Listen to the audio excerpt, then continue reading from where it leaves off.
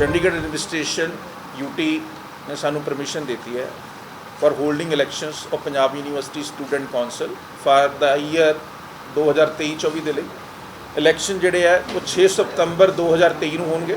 Punjab university में student council के election कब होंगे, इसको लेकर किस तरह के इंतजाम किए जा रहे हैं, इस पर खास बातचीत करने के लिए हमारे साथ associate DSW doctor Naresh Kumar हैं, उनसे बातचीत करते हैं। सर, पंजाब यूनिवर्सिटी और समेत 11 कॉलेजों में कब इलेक्शन होंगे, क्या कुछ इंतजाम किए गए हैं इस बार? इस बार के जो स्टूडेंट काउंसिल के इलेक्शंस हैं वो 6 सितंबर को हो रहे हैं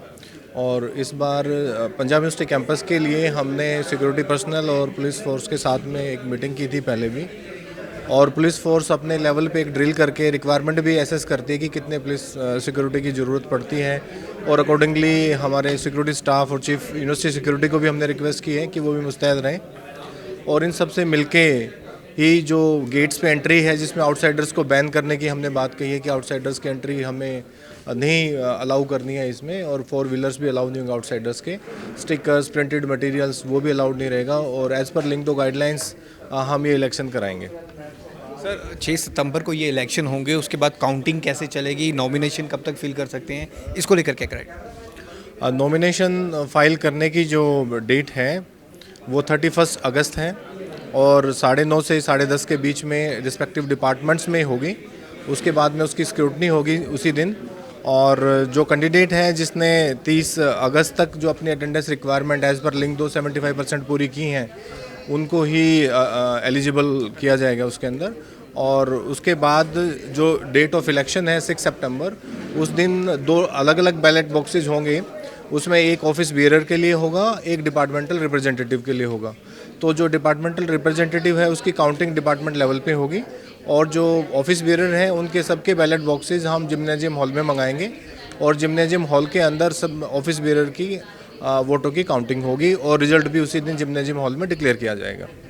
सर, इलेक्शन को लेकर अगर हम बात करें, पंजाब यूनिवर्सिटी में पिछले 2-3 दिन से माहौल बहुत गर्म है, यहाँ पर कई बार नौबत हाथापाई तक भी आई है, आउटसाइडर को रोकना बहुत बड़ी चुनौती रहता है, तो उस पर किस तरह से काम किया जा रहा है, और अगर मारपीट की ऐसी घटनाएं होती हैं तो उस पर डीएसडब्ल्यू ऑफिस के द्वारा किस तरह से एक्शन लिया जाएगा?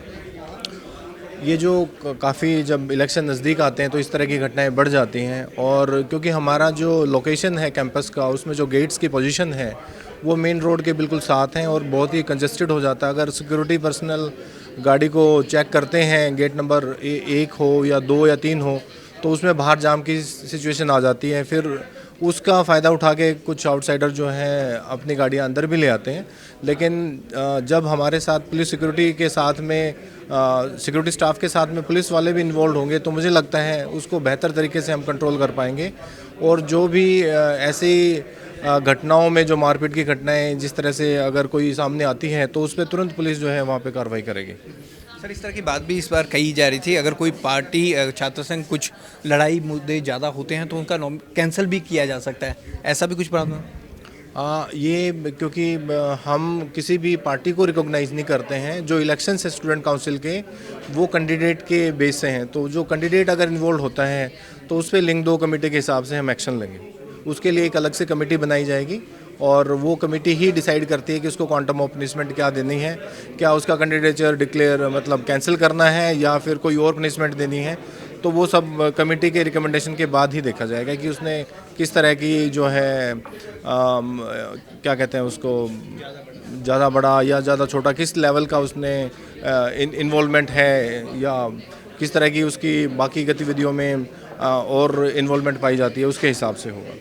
सर, पिछले दिनों एसएसपी चंडीगढ़ कमरदीप कौर से भी आपकी मीटिंग हुई है, डीएसपी भी लगातार रहे हैं, मीटिंग कैसे रही है? क्या उनकी तरफ से सुरक्षा के पुख्ता इंतजाम का बात की गई है, पूरी सुरक्षा दी जाएगी आपको?